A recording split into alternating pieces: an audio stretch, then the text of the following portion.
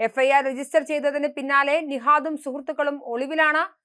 ഈ മാസം 16-നാണ് നിഹാദിന്റെ തമ്മനത്തെ അപ്പാർട്ട്മെന്റിൽ നിന്നും ഡാൻസർ സംഘം രഹസ്യ വിവരത്തിന്റെ അടിസ്ഥാനത്തിൽ റെയ്ഡ് നടത്തി രാസലഹരി പിടികൂടിയത്. നിഹാദിന്റെ ഡ്രൈവർ ജാബിറാണ് ലഹരി എത്തിക്കുന്നതിൽ പ്രധാനി. 10 വർഷം വരെ തടവ് ശിക്ഷ ലഭിക്കാവുന്ന കുറ്റമാണ് പാലാരിവട്ടം പോലീസ് രജിസ്റ്റർ ചെയ്ത FIR-ൽ ചുമത്തിയത്. സാമൂഹിക മാധ്യമ ഉപയോക്താക്കളായ യുവാക്കൾക്കിടയിൽ വലിയ സ്വാധീനമുള്ളയാളാണ് തൊപ്പി എന്ന പേരിൽ അറിയപ്പെടുന്ന തളിപ്പറമ്പ് സ്വദേശിയായ നിഹാദ്.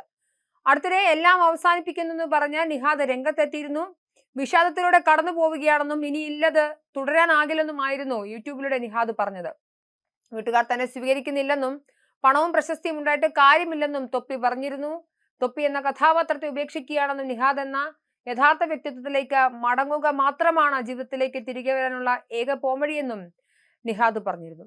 ഗെയിമിംഗ് പ്ലാറ്റ്ഫോമുകളിലൂടെ ശ്രദ്ധ നേടിയ ആളാണ് കണ്ണൂർ സ്വദേശിയായ തൊപ്പി.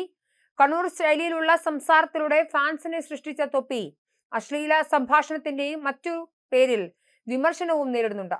ഇയാളുടെ വീഡിയോയുടെ ഉള്ളടക്കം അശ്ലീലവും സ്ത്രീവിരുദ്ധവുമാണെന്ന് കാണിച്ച് നേരത്തെ തന്നെ നിരവധി പേർ പരാതിയുമായി രംഗത്തെത്തിയിരുന്നു. ഇത്തരം ഒരാളെ ചെറിയ കുട്ടികൾ പിന്തുടരുന്നതും ചർച്ചയായിരുന്നു. യൂട്യൂബിൽ 6 ലക്ഷത്തിലേറെ സബ്സ്ക്രൈബേഴ്സ് തൊപ്പിക്കുണ്ട്. എന്നാൽ മോശം വാക്പ്രയോഗങ്ങളാണ് ഇയാളുടെ വീഡിയോകളുടെ പ്രത്യേകത.